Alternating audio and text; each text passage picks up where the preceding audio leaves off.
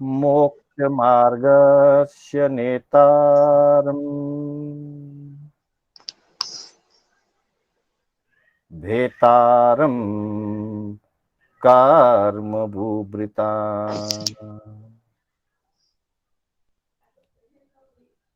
ज्ञातारम् विश्वतत्त्वानां वन्दे तद्गुणलब्धये वन्दे तद्गुणलब्धये। अनंत उपकारी आस्था के आयाम चरम तीर्थंकर श्रवण भगवान महावीर को वंदन। प्रभु की परंपरा में विचरण करने वाले समस्त चारित्र आत्माओं को वंदन। आत्मबंधुओं, सुशील माताओं एवं बहनों, श्री कर्नाटक जैन स्वाध्याय संघ बेंगलोर के तत्वावधान में आयोजित आगम गाथा विवेचन के तीसरे सत्र में आत्म स्वरूप की आज चौथी कक्षा होने जा रही है। मैं शांतिलाल बोहरा आप सभी का हार्दिक स्वागत एवं अभिनंदन करता हूं। आत्म स्वरूप के अंतर्गत हमने पूर्व में 3 गाथाएं की, जिसमें पहली गाथा आत्मा के अमूर्त भाव को दर्शाने वाली और उसके साथ ही आत्मा की नित्यता की हमने चर्चा की। फिर दूसरी गाथा में आत्मा की रक्षा कैसे की जाए और सुरक्षित आत्मा और असुरक्षित आत्मा के स्वरूप को हमने जाना कि सुरक्षित आत्मा सब दुखों से मुक्त हो जाती है और असुरक्षित आत्मा जो होती है वो संसार चक्र में परिभ्रमण करती है। अब आत्मा किससे सुरक्षित होती है और आत्मा का लक्षण क्या है, तो उसके बारे में हमने उत्तरार्जन सूत्र के ही मोक्ष मार्ग के अंतर्गत जो बताया गया कि ज्ञान, दर्शन, चारित्र, तप और वीर्य, इन 5 आचारों में या 5 आत्म गुणों में सदा उपयोगवान रहना, यही जीव का मूल लक्षण है, जीव का स्वभाव है। इसकी चर्चा हमने कल की कक्षा में की थी। आज हम इसी कड़ी में आगे बढ़ते हुए आत्मा के परिणति के संबंध में हम थोड़ी सी चर्चा करेंगे कि आत्मा की परिणति किन किन रूपों में होती है। ये गाथा हमने उत्तरार्जन सूत्र के 20वें अध्ययन से चयन की है। 20वां अध्ययन, जैसा कि हम सब जानते हैं, अनाथि मुनि का अध्ययन है, महानिर्ग्रंथी अध्ययन है। कैसे एक साधक अनाथ से महानिर्ग्रंथ बन सकता है, उसकी सारी गाथा कथा इस 20वें अध्ययन में बताई गई है। तो इसकी 37वीं गाथा, जिसमें आत्म परिणति के संबंध में चर्चा हुई है, आत्म परिणति के संबंध में प्रभु महावीर ने हमको बताया है, उसकी हम आज चर्चा करने जाएंगे। एक बार गाथा का उच्चारण। अप्पा कत्ता विकत्ताय दुहाणय सुहाणय अप्पा मित्तम अमित्तम च दुपट्ठीय सुपट्ठीयो अप्पा कत्ता विकत्ताय दुहाणय सुहाणय अप्पा मित्तम अमित्तम च दुपट्ठीय सुपट्ठीयो। एक बार हम इसका अर्थ समझेंगे। बहुत सरल शब्द है, इसके अंतर्गत हम सहज में भी इसका अर्थ मालूम पड़ सकता है। अप्पा कत्ता विकत्ता य। अप्पा यानी आत्मा, कत्ता यानी कर्ता और विकत्ता यानी विकर्ता, अर्थात उसको भोगने वाला, भोग करके उसको निकालने वाला। तो अप्पा कत्ता विकत्ता य, आत्मा कर्ता भी है और आत्मा भोक्ता, अर्थात भोग करके कर्मों को और कर्मों के फल को झेल करके उसको निकालने वाला भी है। अर्थात आत्मा ही करता है और आत्मा ही भोगता है। किस चीज का? तो अगले चरण में कहा गया दुहाण य सुहाण्य, दुहान यानी दुखों का और सुहान यानी सुखों का। अर्थात आत्मा दुखों का या कर्मों का कर्ता भी स्वयं है, अशुभ कर्मों का शुभ कर्मों का कर्ता भी स्वयं है, और उसके अनुरूप उन कर्मों का फल दुख रूप या सुख रूप जो भी आता है उसका भोक्ता भी आत्मा स्वयं है। फिर आगे कहते हैं कि यह आत्मा की परिणति क्या है। तो आत्मा की परिणति बताई कि अप्पा मित्तम मा मित्तम च, इसमें संधि है, जब संधि विच्छेद करते तो अप्पा मित्तम अमित्तम च, अर्थात आत्मा, अप्पा यानी आत्मा, मित्तम यानी मित्र, और अमित्तम यानी अमित्र अर्थात शत्रु। आत्मा अपने लिए मित्र भी है और आत्मा अपने आप के लिए शत्रु भी है। अप्पा मित्तम अमित्तम च, मित्र और अमित्र दोनों आत्मा ही है। किस परिणति में वो मित्र रूप होती है और किस परिणति में वो अमित्र रूप होती है, तो बताया कि दुपट्ठीय सुपट्ठियो। जब आत्मा दुष्प्रस्थित है अर्थात दुष्प्रवृत्तियों में स्थित है और दुष्प्रवृत्तियों में प्रवर्तिमान है, तब वह आत्मा दुखों को करती है अर्थात दुखों वाले कर्मों का बंद करती है, इसलिए वो अपने लिए अमित्र हो जाती है। जब वो दुष्प्रस्थित होती है अर्थात दुष्प्रवृत्तियों में स्थित होती है अथवा दुष्प्रवृत्तियों में प्रवृत्तिशील होती है, तब वही आत्मा दुखों का कर्ता होने के कारण अपने लिए अमित्र हो जाती है अर्थात शत्रु हो जाती है, खुद खुद के लिए शत्रु हो जाती है। और वही आत्मा जब सुपट्ठियों सत्प्रवृत्तियों में सुप्रवृत्तियों में स्थित होती है अथवा सुप्रवृत्तियों में प्रवृत्तिशील होती है, तब वह सुखों का कर्ता होती है, अपने लिए सुखों का निर्माण करती है, इसलिए वह आत्मा अपने लिए मित्र रूप हो जाती है। कर्ता और भोक्ता स्वयं ही है, एक बात बताई गई।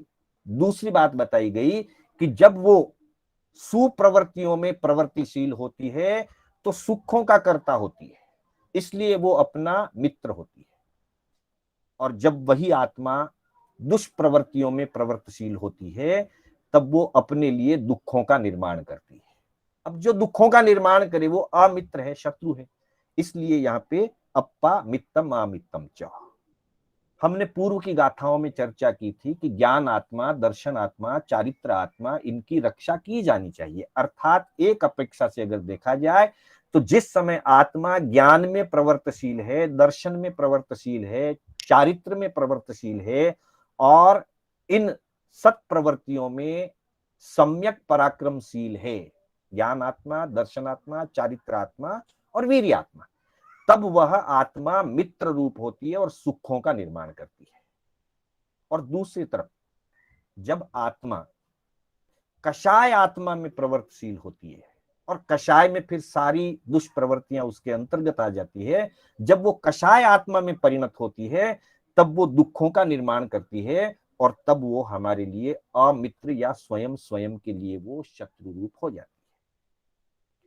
दूसरी तरफ कर्ता और विकर्ता की बात कही तो भगवती सूत्र के अंतर्गत भगवान महावीर से गौतम स्वामी ने एक प्रश्न इस संदर्भ में परीक्षा की थी। अनेक प्रश्न प्रभु से पूछे गए तो भगवान से पूछा कि भगवान क्या जीव स्वकृत कर्मों का फल भोगता है, क्या जीव परकृत कर्मों का फल भोगता है, क्या जीव स्व और पर उभयकृत कर्मों का फल भोगता है। तीन प्रश्न वहां पर पूछे गए, स्वकृत, परकृत और उभयकृत।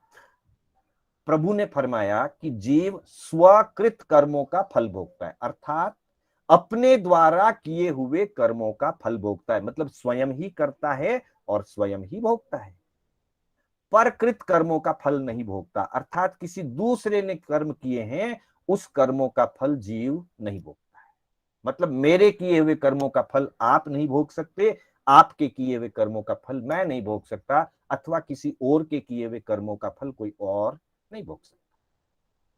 और उभयकृत का भी नहीं, मैं अपने और आपके दोनों के मिलाकर के कर्मों को नहीं भोग सकता, आप भी मेरे और अपने दोनों के कर्मों का फल मिलाकर के नहीं भोग सकते।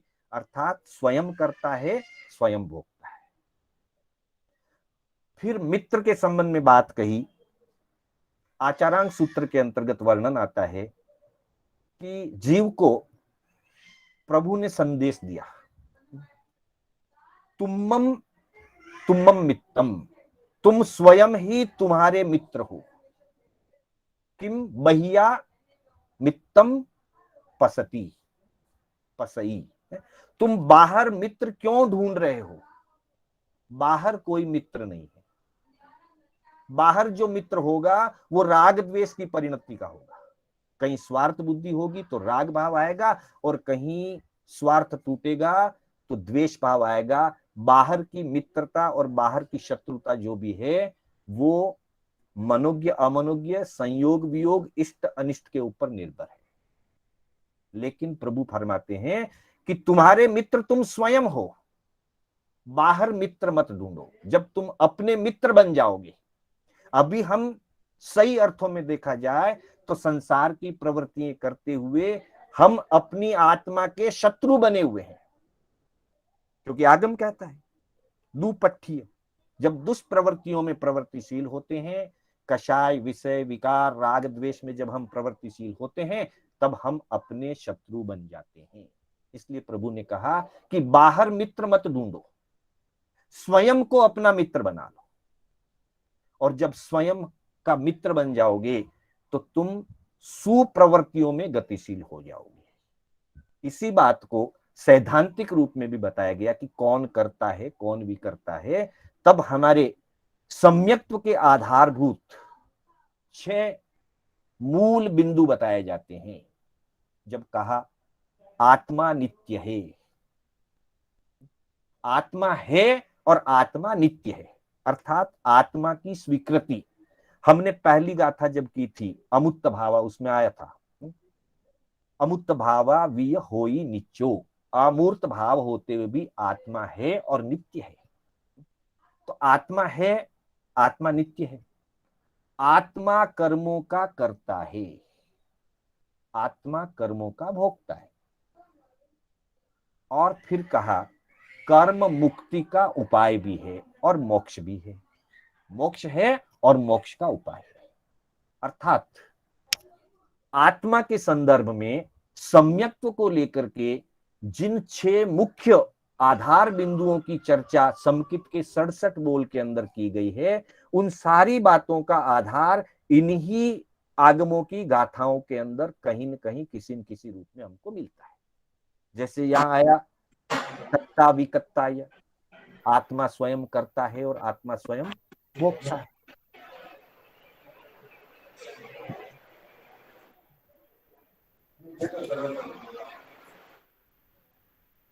Please mute your phone.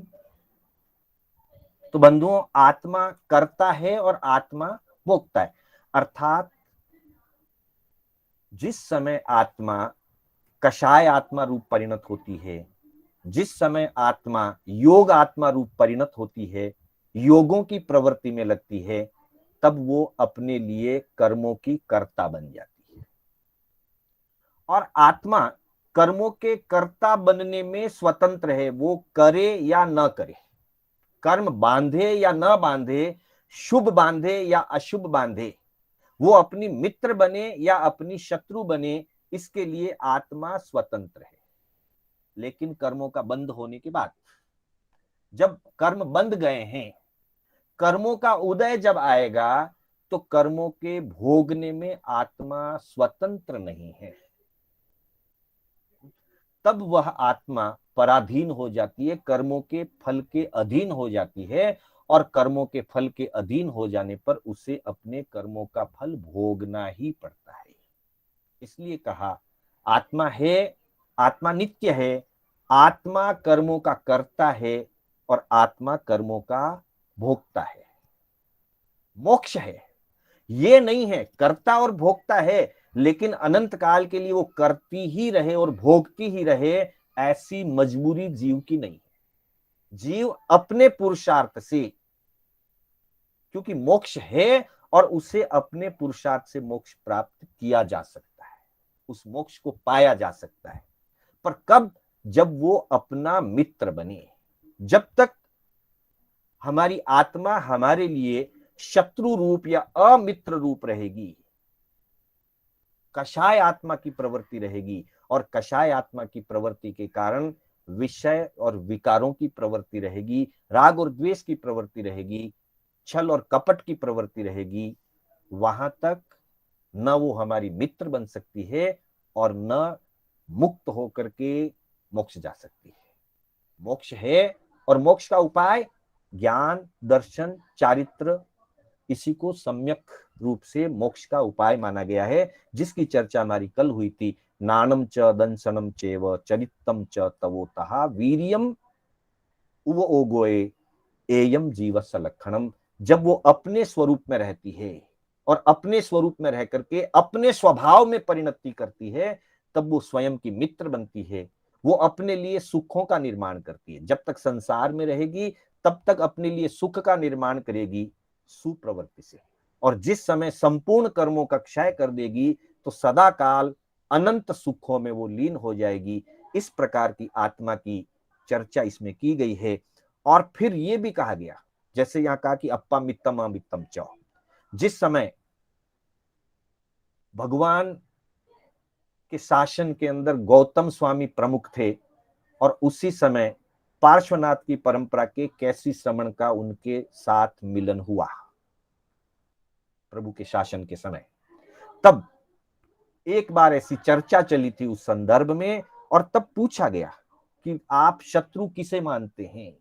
तब गौतम स्वामी उत्तर देते हैं कैसी श्रमण को कि एगप्पा अजीय शत्रु, एकमात्र अविजित आत्मा, अर्थात जो अपने वश में नहीं है, जो आत्मा दुष्प्रवृत्ति में और उन्मार्ग में चल रही है, वही एकमात्र शत्रु है, और कोई इस संसार में किसी का मित्र नहीं है, किसी का शत्रु नहीं है। हम व्यवहार में बाहर शत्रुता और मित्रता की अपेक्षाएं रखते हैं, पर प्रभु फरमाते हैं कि अपनी विजित की हुई आत्मा, अपने वश में की हुई आत्मा, सन्मार्ग में चलती हुई आत्मा अपनी मित्र है, और अपने ही राग द्वेष आदि जो हैं वो और दुष्प्रवृत्ति में चलती हुई आत्मा, उसका जो विभाव स्वरूप है, राग द्वेष, मनोज्ञ अमनोज्ञ, रति अरति, कषाय विषय विकार वासना, यही सारा अपने लिए शत्रु रूप है।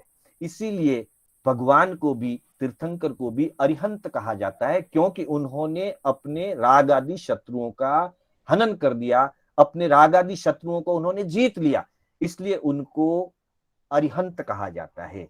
जो अपने शत्रुओं को जीत लेता है, और अपने शत्रु बाहर नहीं है, अपने शत्रु अपने अंतर में ही हैं। जहां जहां हमारी दुष्प्रवृत्ति होती है हम अपने शत्रु होते हैं, और जहां जहां हमारी सुप्रवृत्ति होती है अथवा ज्ञान दर्शन चारित्र में आत्मरमण होता है, और सम्यक पुरुषार्थ में, सम्यक पराक्रम में जब हमारी प्रवृत्ति होती है, तब हम हमारे मित्र बन जाते हैं। तो प्रभु का यही संदेश है कि हम अपना मित्र स्वयं को और स्वयं के अंदर ढूंढें। बाहर मित्र नहीं है, वैसे ही बाहर कोई शत्रु भी नहीं है। अपने ही राग द्वेष को शत्रु रूप माने, बाहर कोई शत्रु नहीं है। व्यवहार में हम किसी को भी शत्रु या मित्र रूप न माने। छोरा छोरी हाँ बटियो तो बचे भाई, छोरी होके कियो न भाई होके कियो, छोरी होके। प्लीज म्यूट करके रखिए। बंधुओं, समय होने जा रहा है, मैं अपने शब्दों को यहीं विराम देना चाहूंगा। मेरे बोलने में कोई स्खलना हुई हो अथवा जिनाज्ञा विपरीत कथन हुआ हो, तो उसके लिए मैं आत्म साक्षी के और आप सभी की साक्षी से मिच्छामि दुक्कडम करता